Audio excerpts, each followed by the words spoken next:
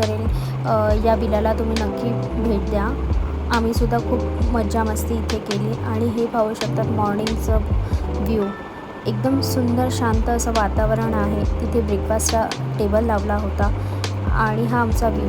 हां, तुम्हाला अर्नाळा बीचसुद्धा इथून एकदम अगदी जवळ आहे. तुम्ही तिथे मॉर्निंग वॉकलासुद्धा जाऊ शकतात किंवा तुम्ही इव्हिनिंगचा सनसेटसुद्धा एन्जॉय करू शकतात. इथलं फूडसुद्धा खूप छान आहे.